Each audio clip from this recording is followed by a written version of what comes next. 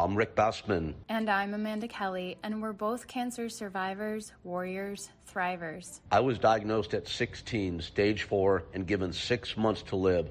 4 major surgeries and 3 years of chemotherapy. Hell, later, I made it through. And for years afterwards, I was angry at the world. I was defeated, and although I wasn't dead, I felt like my life was over. I traveled a bit of a different road. Diagnosed stage 2B with a grapefruit-sized growth in my chest, immediately I saw the reason for what I was experiencing and the opportunity in it. To become that person I always wanted to be. The one who believes in herself wholly and who wanted to dedicate her life to helping others uncover that inner faith and resilience. It took me a long time to understand that Amanda's way is not only the right way, the better way, but when it comes right down to it, the only way. Life is a beautiful and blessed gift. I believe that and feel that with every fiber of my being, and my mission is to help others to create that same gift for themselves. This gift is available to everyone who is ready to receive it. Today, I'm healthier and I'm wealthier in mind, body, and spirit than I ever imagined possible. When challenges arise, things that once seemed insurmountable, I now see them immediately as opportunities to become even stronger. No matter what you are facing, you have that same strength inside of you. Together, as the Cancer Warriors, we are here to lend whatever wisdom and experience we can. To see your challenge as an opportunity, no matter what you're facing. No matter how impossible it may seem. To help guide you to go from surviving to thriving. Please join Rick Bassman and Amanda Kelly for a new episode of the Cancer Warriors podcast every Friday right here on Podcast One.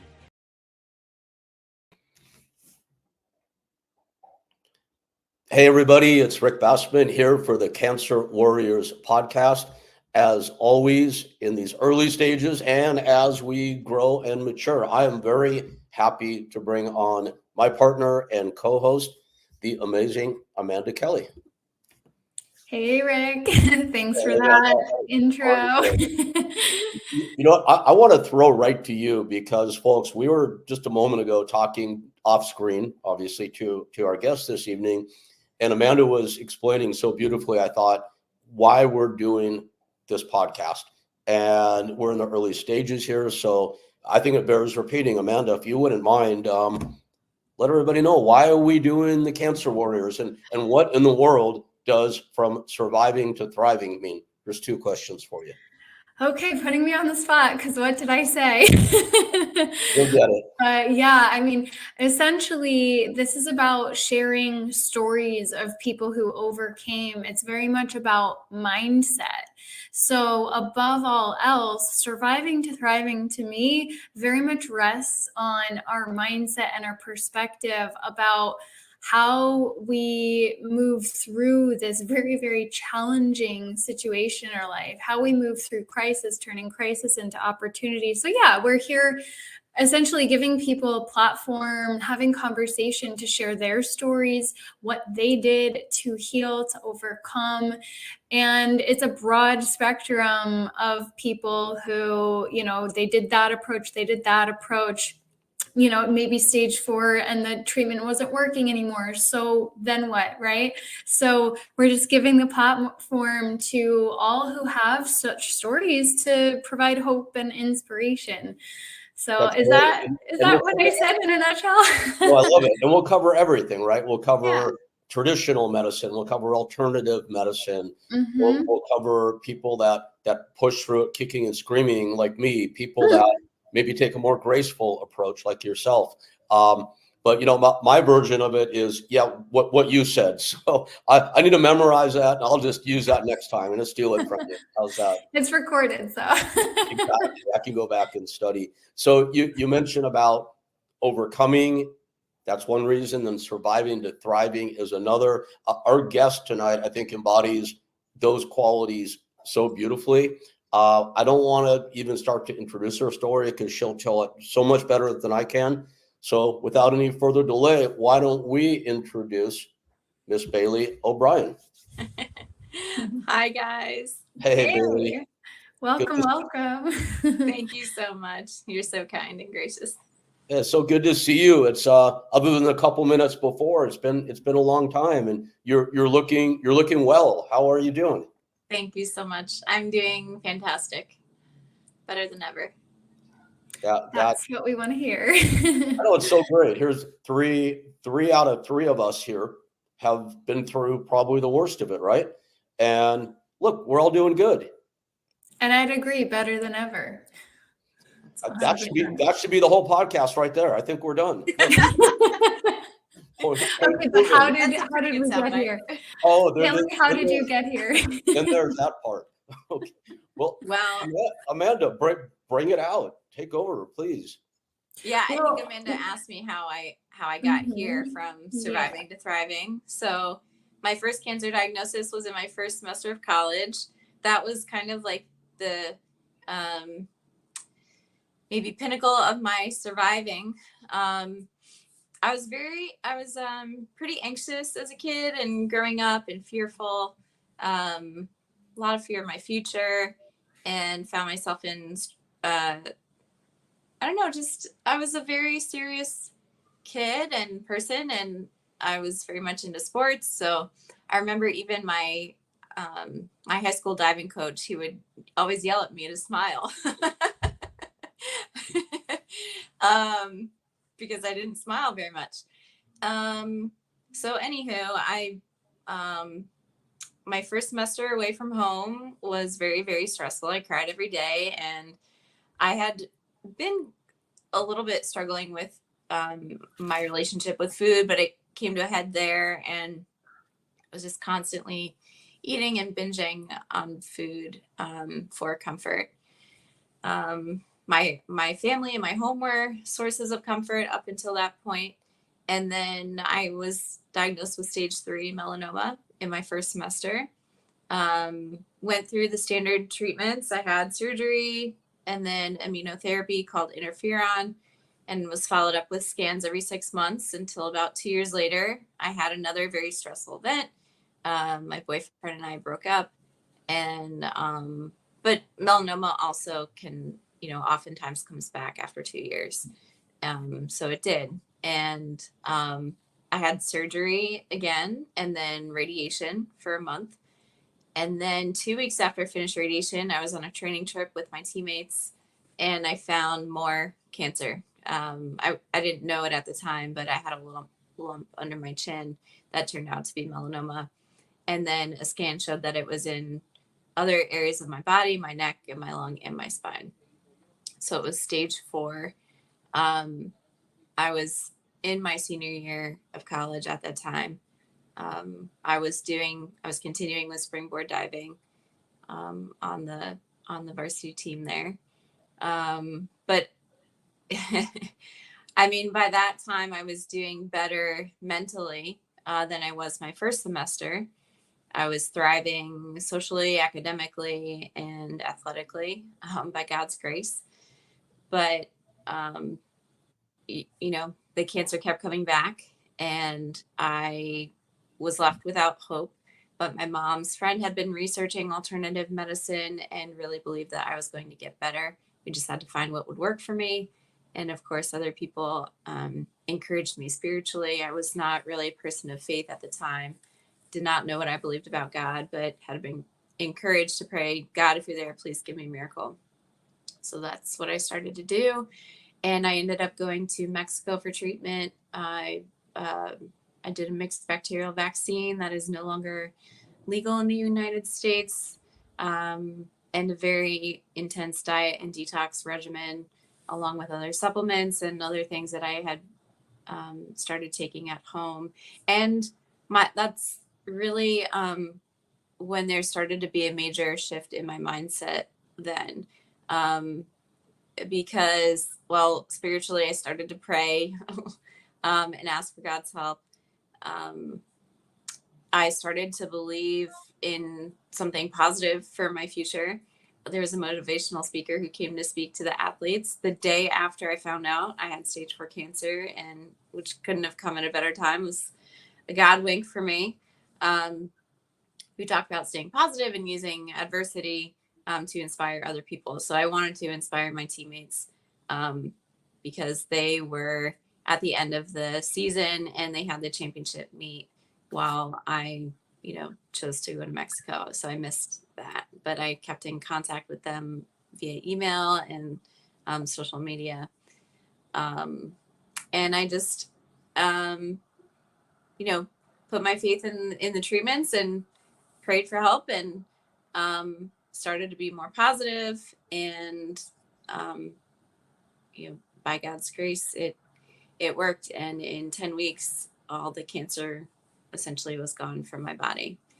And that was just the kind of like the beginning of the rest of my life, and continuing to learn and grow, and learn to be more positive and thrive mentally. Because a few years ago, I also went through a really, really difficult time mentally, emotionally, spiritually. And I remember one morning waking up thinking, I don't think I'm going to survive this physically. But I did. And again, by God's grace, and I'm doing a lot better. And I do continue to struggle with fears and negative thoughts, but I'm getting a lot better at dealing with it more quickly, and being hopeful and appreciative, and just really blessed. Let's to be here. sorry to interrupt. I want to go deep into mindset for a moment here, if you don't mind. I heard you say, I'm like listening so carefully. I heard you say the first 2 times you had it, you use the word stress. Both times you had a lot of stress in your life. It's like, I know for me, the cancer I got was not environmental. It was not hereditary. I'll say, it sounds a little flippant maybe, but it's to make a point. I'll say that I gave it to myself. And there's that word disease, right? Dis-ease. So that's what I attribute the onset of my cancer to. So the mind is a powerful thing. No, Very powerful. do you feel like it's a 2-part question. Do the stress, do you think, is that what you attribute your cancer to? And if so, how do you now not guilt yourself about that all these years later? Well, yeah, I do think it had a big role in it. There are probably a million factors, and half of them I don't know about, like toxins in our food, the toxins in the pool I was swimming in every day, the toxins in the air, the toxins in our clothing, and in the cars, and everywhere you turn. But definitely my mindset. And actually, interesting that you said that you think you gave it to yourself. My mom thought that I was going to make myself sick with the stress that I was going through, and she actually prayed, God, please give Bailey a scare so she can figure things out and have a better outlook. And when I did end up with cancer and taking a medical leave of absence, I was relieved, because I didn't have to go through the daily stresses of life. So I was in another way you could say I gave it to myself also. And with the guilt, I think I just didn't know any better. I don't blame myself for that, because I really didn't comprehend that at the time. Good. I've come across so many people that feel badly because they're like, I know that I did this to myself, and now they're fighting that every day. And my quick answer is, give yourself a break, give yourself credit that you got through this. That shows your mental strength, and go backwards and prepare yourself. Like you freely admitted you still struggle each day. And I think we all do to one degree or another. So how do you, Wait, I would just like to jump in there quickly, because I very much resonate with with Bailey, what you just said.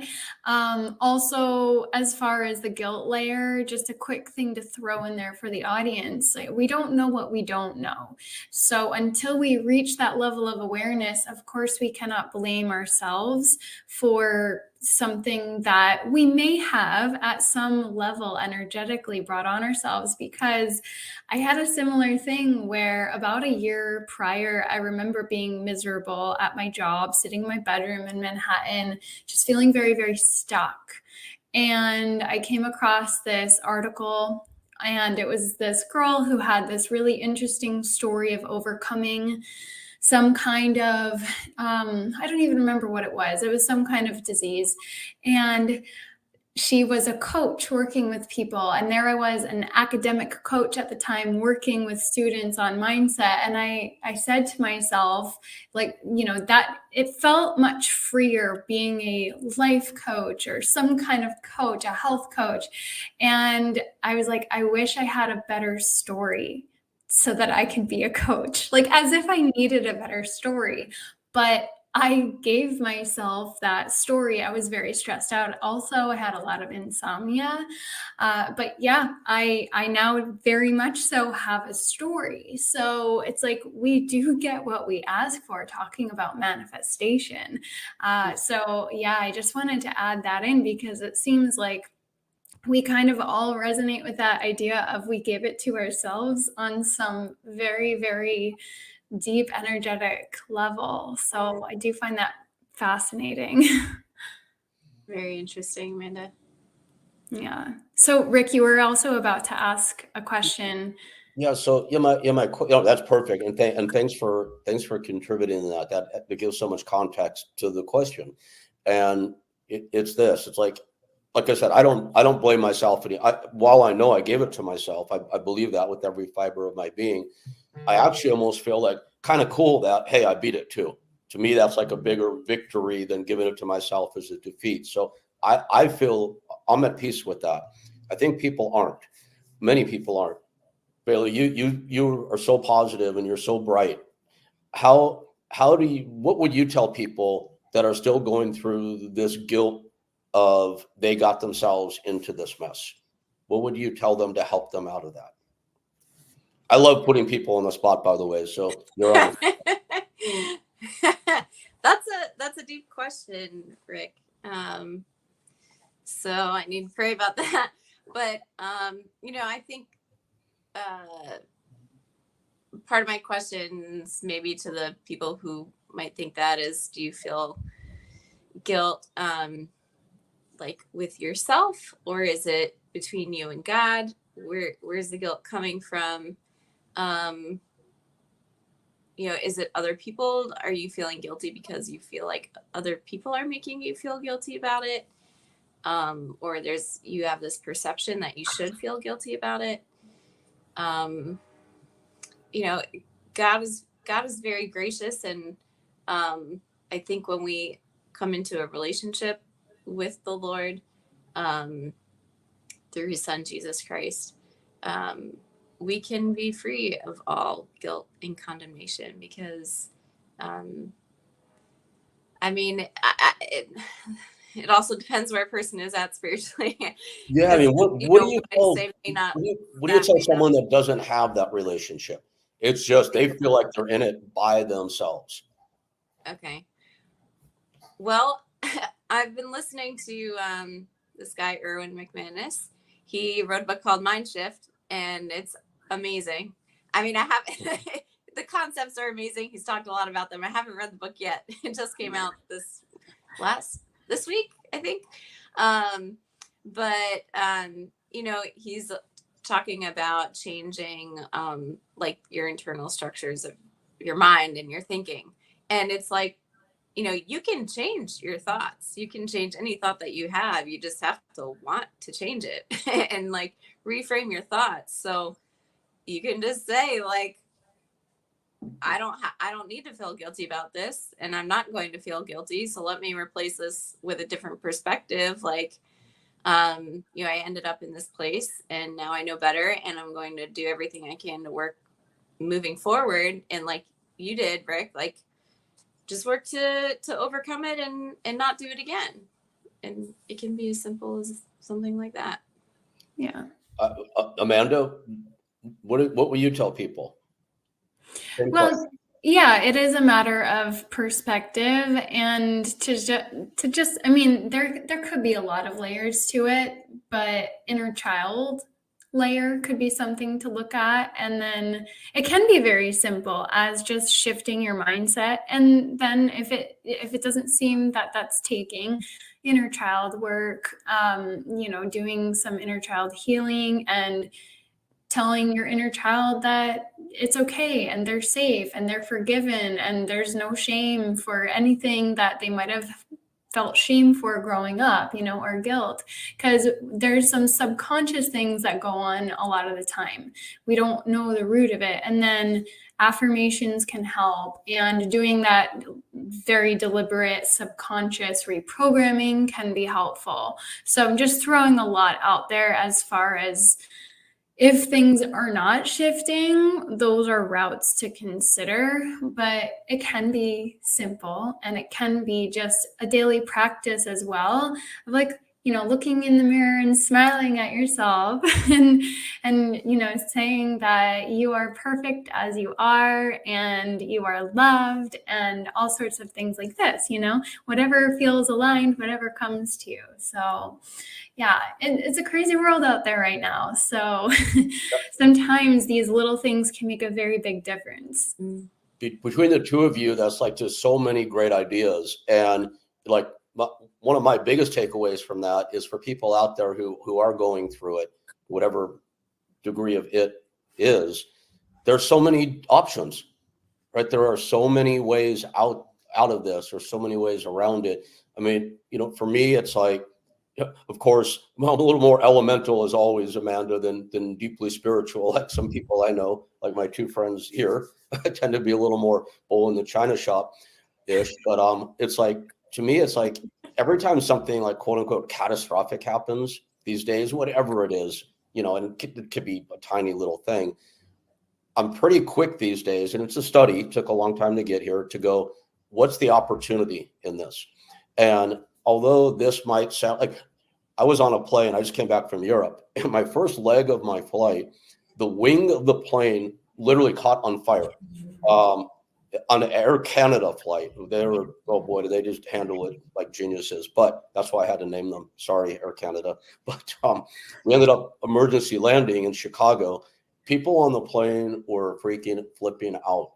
And I'm like, right away, and it's like, I was congratulating myself that I can do this quickly now. I'm like, okay, what positive can come out of this? So I was like able to help people on the plane where, 20 years before, I would have been one of those people freaking out. So I think it may sound nuts to say that if you've been diagnosed with cancer, this might be an opportunity. What if you can get your mind there, what could it be? You could be like Bailey down the road. You could be like Amanda down the road and helping tons of people. You could be someone who feels so much stronger now than you ever thought you could be. Anyway, to me, that's one way of looking at it as well. What can this bring? What can it bring myself? What can it bring others? So just wanted to share that thought. But I really appreciate your guys' answers.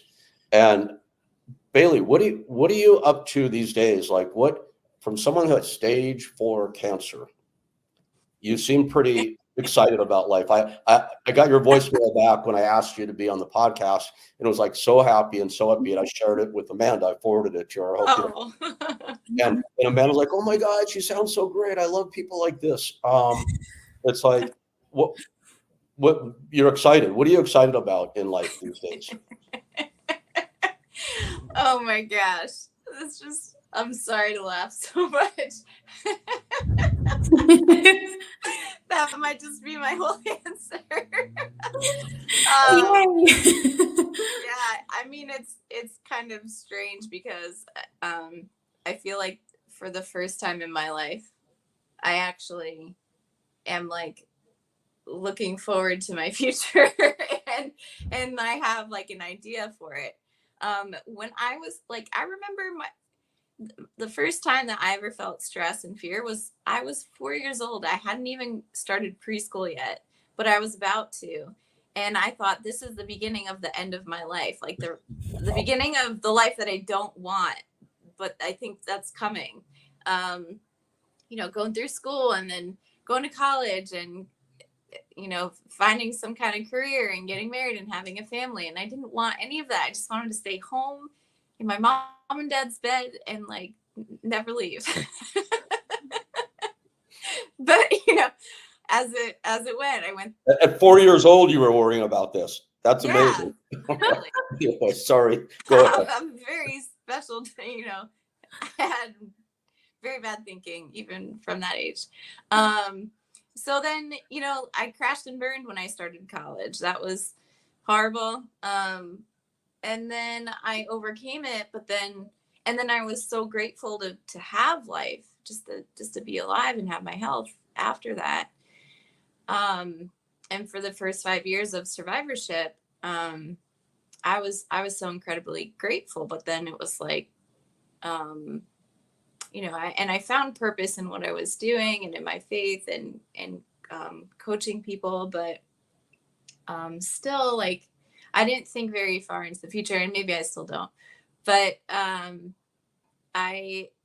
always felt I did things out of obligation, like I felt like I had to, or I did it to please other people, or even to please God. But and now you know, a few years ago, I told you that I had another really difficult time, and I felt like I let go and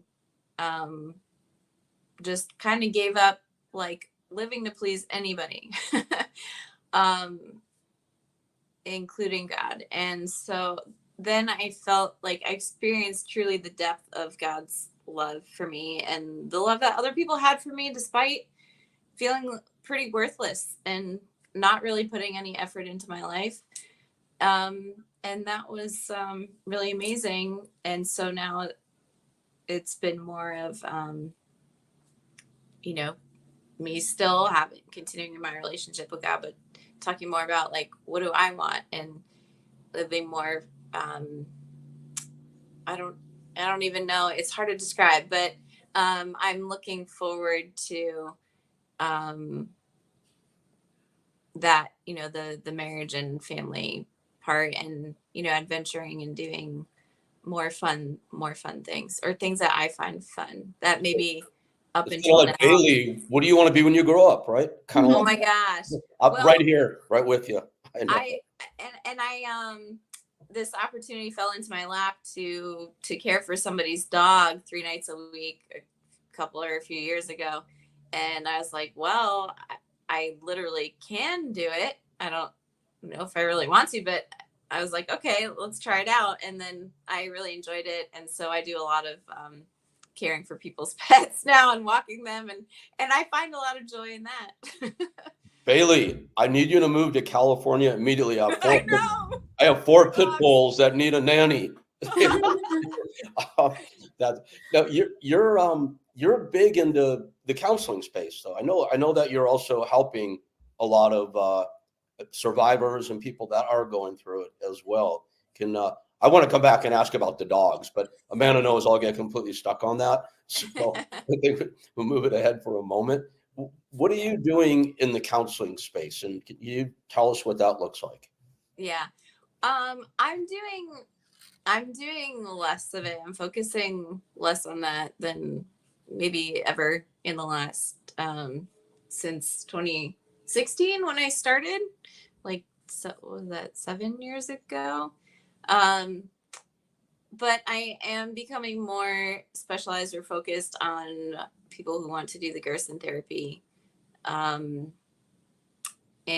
or utilize Coley's toxins, the treatments that I did when I went to Mexico. So I'm coaching on, like, the nutrition, and, you know, a lot of people want to know what I experienced, and so I share my story in that, and how they can navigate their health journey and get set up for success. Can you tell us a little bit more, for the audience sake in particular, about Gerson therapy? Sure. The Gerson therapy, it's like there's a lot that people know about it, or, well, people who've heard of Gerson. I've never heard of this before, so I'm Okay, so I'll keep I'm it about really to get simple. educated here. This is good. Okay, great. So it's basically a diet and detox regimen to replete nutrients that are deficient in the body and detoxify from all the toxins that have accumulated thus far into your life. The detox is focused on the liver, cleaning the liver and making it as healthy as possible. So the detox is done with coffee enemas, which there's certain I forget what you call them. I wanted to call them nutrients, but you could call them chemicals, I guess, natural chemicals in the coffee bean that stimulate the production. They dilate the bile duct and stimulate the production of bile flow from the liver, which binds to toxins in the body, and then you eliminate it, in the bathroom into the toilet. And it cleans your blood. It's not really actually so much about cleaning your colon. It's about cleaning the blood in your liver or through your liver. And then the nutrition aspect, there's a lot of vegetables. So you're juicing a lot of vegetables. Depending on the way you approach it, you can do up to 13 fresh vegetable and fruit juices per day. There's green juices, carrot apple juices, citrus juice. And then there are still 3 full meals that you can have while on the therapy. There's oatmeal. Well, one version is there's oatmeal for breakfast with fruit, and then you have a juice. And then there's Hippocrates soup for lunch and dinner with a potato and other raw and cooked vegetables. And then you can have snacks with This is pretty regimented. Amanda, you know about this, obviously, yes? Yes, although I didn't follow that precise protocol, I heard about it at a certain point, but essentially, I mean, I did the treatment, as I've said a few times already, but I put myself on a very, very similar diet as soon as I found out there was something inside me that might be cancer. I didn't even know yet, but I knew there was a growth inside my chest. So I immediately researched nutrition for cancer because I was like, this is the first thing that I can do in the here and now is to see if there is a better way for me to be eating. And I was already a vegetarian at that time. So I found Chris Wark and like all the carrot juicing. And that's as deep as I went into what he talked about. But I started juicing like a quart of carrot juice every day or whatever the actual measurement was. I was having like 4 tall glasses a day, and it was like half an apple. And I think I might have added a tiny bit of ginger, some turmeric. And so I didn't do the coffee enemas, but I did go for colonic a couple times prior to treatment after doing this juicing and mostly raw. It wasn't totally raw, but mostly raw vegan eating. So like, yes, mostly all plants and vegetables. So very, very similar. And what I learned about the carrot juice in particular is that it's very high in beta carotene, which supports the liver detoxification process. So in essence, I was doing something very similar. And by the time I started treatment, because for me, that was in conjunction with, by the time I started treatment, I already felt and looked better according to people around me. And what I then was researching also was that detoxifying and fasting before treatment it helps the treatment to be more effective, and it can mitigate side effects, which was my experience. After 2 rounds, it was 87% gone. And I experienced very few side effects. Then my journey evolved from there. But yeah, in a nutshell, it was very similar. My biggest question, Amanda, and my biggest question was, why would somebody do this? And I've got questions for both you guys. And of course, as always, I'm going to put you on the spot at the end. So from as lay perspective as possible, and I appreciate all the knowledge and the detail, someone's going into treatment now. They have no knowledge of any of this kind of stuff. They don't have a Bailey or an Amanda around them that can help guide them through this, but they instinctively know that they need to change their style. How would they find the right program? And again, in lay terms and succinctly, why would somebody change their McDonald's diet for this? That's either of you who wants to pick that up, please. Bailey, I'll let you answer first, unless you want me to. Yeah, I can go first. Well, Rick, the why would you change this? I've always been had an interest in nutrition. I was always reading nutrition labels in high school. And when I was in college, I actually decided to study nutrition for my major, and I believed at that point that you could reverse type 2 diabetes with nutrition, but I'd never known that anybody had apparently healed from cancer with nutrition. I didn't know it was possible to do that. So then I heard about the Gerson therapy and the success on the therapy, people healing from cancer. And so that's why I did that, so I was taught that it could be a helpful thing because I didn't attribute any connection between nutrition and cancer up to that point. See, Bailey, that's amazing. And it's like, I mean, I want to say like facetiously, so this really works. I mean, I know that it does, of course. When I was in treatment, this is a million years ago, so the world hadn't quite evolved yet. People's thinking hadn't evolved yet. I literally ate McDonald's through my chemotherapy. That's when I could eat, which is pretty rare. Or jelly bellies. I got into jelly bellies somehow. And now the idea of a jelly belly disgusts me, but that's a whole different subject. And then in 2013 to 16, when I was sick again, not with cancer, but with these horrible life-threatening infections, I kept a bottle of scotch in my bedside table at Cedars-Sinai Hospital. That's how I took care of myself. You would think with all the diseases and the craziness I've had in my life, I would have learned my lesson, and I haven't. So it's like the putting you guys on the spot is this. I know I need to take care of myself, and I don't. At this point in my old life, what should I do like tomorrow to get started? Give us a concrete plan, because people out there want to know, because a lot of this is esoteric, and you guys have the knowledge. You guys know what to do. People like me don't. Where do we start? What should we do? Well, I'll just chime in with a very, very simple thing to add before we start taking away. Warm lemon water every morning.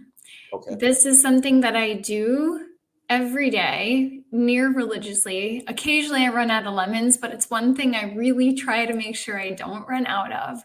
And I just take half of a lemon, and I don't make it hot water because that can deactivate some of the important enzymes or whatever. And then I heat up my water in the kettle, and I squeeze the lemon, and I pour half of the mug full of room temperature water, really. And then I fill the rest of the way up with the hot water, so it's warm. It sounds like a process. You can start with just hot if you like that, just to get started, to keep it simple. But the warm is meant to be best. Okay. But it helps to cleanse the system, to clear the body before you start eating anything heavy. At least you've done that. At least you've started your day. It helps to get the liver going and everything. So at least you've started your day with something that is bringing in nutrients, that is cleansing for your body at the same time. And then it's hydrating. It's adding more liquid to your diet. 98% of the population, I believe, is dehydrated. I believe the figure is that high. I'm drinking tea with caffeine right now. Right? Yeah, I hear you. Oops, she just popped back on. Okay. So Lemon yeah. water in the morning. I can do that. Okay. I'm going to do that starting tomorrow. I'm committing to that. Thank you. Lemon water and water in general, I would say would be the two things to start with, and baby steps from there. Okay. Yeah, one thing at a time. Oh, I love that. Thank you. I think, and Bailey, one reason I think this podcast hopefully is or can be important is there's so much information out there now, and people are overwhelmed. And you guys know that even diagnosed with cancer, you're way more overwhelmed than the average person is, which is pretty bad in the year 2023 already. I think we can give people takeaways in a really easy to understand and assimilate way, to assimilate, where they can improve their lives. And Amanda, I appreciate that. Thank you. Because I like always used to being in charge of everything. And I love when people tell me what to do. It helps. So thank you for that. Yeah. Bailey, I'd love to hear what your recommendation would be. Well, Rick, like you said, there are so many different avenues a person can take. And I've done a couple of health coaching courses through the Institute for Integrative Nutrition, and their recommendation and what,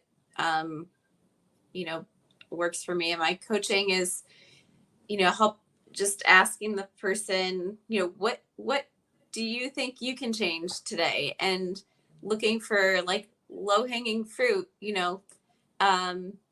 it's nearly common sense that we know processed foods are not good for us and whole fruits and vegetables are. And it's a process. Like coaching can last years. And your health journey should hopefully last years. I'm still learning and evolving in my own health and nutrition regimen. So it's not like you can't figure it all out right away. So just start with one or a few changes and just do what you think your gut's telling you to do. So on a scale of 1 to 10, how good are the Crunch Berries and Captain Crunch with Crunch Berries? That's pretty up there. Taste wise or health wise? That doesn't count, right? Now, Amanda, I know on your website, This Art Called Life, you talk a lot about nutrition. Is that right? There are definitely a bunch of blog posts there. These days, the focus isn't as much nutrition as far as what I talk about. But yeah, there's some information there for sure. Yeah. And Bailey, is it BaileyO'Brien.com still? And I'm sorry, I should have known that before we interviewed you today. And do you have much on nutrition on your website? I have what I did personally in 2011 for my nutrition. I have some articles and I don't know so much blog posts, but there is some information on there and links to other resources on my website. Cool. I mean, we're all, for those of us who don't know, we're always looking like for a source to go to, right, to tell us how we can get started. So, folks, thisartcalledlife.com. That's Amanda's site. Bailey O'Brien. That's BaileyO'Brien.com. Want to make sure people have that right. So you can get expert information from these two very experienced women here. Appreciate that, guys. Thank you. And then what next? So we get started in the morning with lemon water. You know me, Amanda. I always have to oversimplify everything because, like many other people, I'm easily confused. Bailey, what else? What is like a next step we can take tomorrow to give ourselves better health? Better health. Well, there are lots of different aspects of health, and I mean, health can even be financial health. If you're, stressing over your finances, that's going to affect your physical health as well. There's physical health, like, exercise or physical activity. There's emotional health. There's relational health, spiritual health, mental health. So, whatever is the most important for that person at the time, I think is what they need to focus on. It's different for everyone. Yeah, that's a great point. Like the stressors come from different avenues, so it probably will be a different focus. But what I found to be really powerful, and there's a ton of research on this too, is gratitude.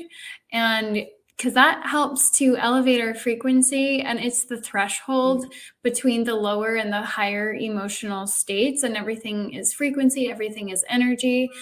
So cultivating a gratitude practice, and sometimes, again, to use that phrase, low-hanging fruit, it's a good one. Sometimes it's hard to find things to be grateful for. So we can tune in and just say, I'm really grateful that I woke up alive this morning. I'm really grateful that I am breathing air right now, that my lungs have the capacity to breathe. So sometimes we have to go to that basic foundational level. I have food to eat. I have a roof over my head. I have somebody in my life to check in on me. And if there are aspects that I just mentioned that you don't have, well, reach out to people, because we need community at the same time. So that, I think, is a huge part. And then people are so deprived of fresh air and nature and movement. So going for a walk, you don't have to do any crazy HIIT routines or any expensive exercise programs. Just go for a daily walk. That can really shift things a lot. And yeah, walking and gratitude. Again, we're sticking with the low-hanging fruit, easy things to do right now. And all those things are free. The lemons might cost you a few cents, but those are all free otherwise.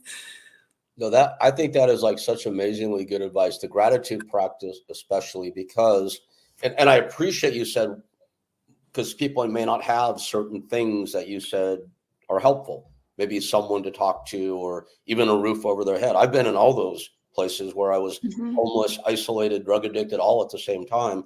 And there were times during that when I couldn't find anything to be grateful for, and other times where I could find many things. And the only difference was a shift in mindset. So I think that, because I want to get really elemental here, and I appreciate that you brought that up. There's always something that we can do. And if you tell yourself, I believe, that your mind is powerful enough to conjure up something to set you back in the right direction, you can find a right direction. Gratitude is, in my mind, probably the most important place to start, because we can all do it if we decide to do it. So I appreciate that. Thank you. One thing I always advocate for is, this may sound really overly simplistic, but if you feel you have nothing else left, this might sound really weird, but I'm going to say it anyway. The first 5 people you encounter today or tomorrow, go out of your way to be really nice to, like the really grouchy clerk behind the counter at the gas station or whatever it may be. And no matter, precondition yourself that if they don't react the way you want them to, that's okay. Still remain very nice. And it'll blow you away how you feel after being super nice to 5 people in a row. Someone's going to give it back to you at one point. And that's something to build on when you have nothing else. So I always like to advocate for that. I don't know what my point is, but you got me started. So there you go. You're giving people a reason to smile and be loving back toward you, because like you said, we don't know what kind of day somebody's having or what situation they're in, if they feel like everyone's mad at them, or they just need someone to be kind to them. I can change their whole day. Yeah, I love that this theme of smiling has actually been running through this conversation, because just yesterday, somebody said this on something I was tuning into, but the little Dove chocolates, these are not chocolates I normally eat, but they were in my vicinity. So I took 2 and they both had the same message. They have the and I have one wrapper sitting. Yes, I usually throw them out, but smiles are free, so share them. And I got it in both of the chocolates. So I'm like, I love this synchronicity that we're talking about smiling, and sometimes we have to generate our own joy, and then we can pass on that joy, spread joy, find a little joy in our life, and be the joy, because it does make us feel better when we can give that to somebody else. And again, that's free. So these are all little things that we can do to make pretty big shifts when you add them all together, actually. So, yeah. Absolutely. And I love, Amanda, the chocolates were in your vicinity. That's amazing. That's pretty cool. They're not chocolates that I bought. Let's put it that way. No, that's really cool. I think that's great advice. This hour has gone by really fast. Bailey, yes. I want to kind of wrap up by putting you on the spot again. You ready for this one? I'm ready. All right. So how many years ago were you first diagnosed? It was 2007. So 16 years. Okay. Going up on 16. Wow. So you're going back to yourself 16 years ago now. Yeah. The person that was stressed out and going through all the stuff that you were going through at that time. Let's say this person, like you're able to clone this person with AI or deep fakes or whatever it is. You are now in the room with this Bailey of 16 years ago. What do you say to this person? I would give her a hug and tell her I love her.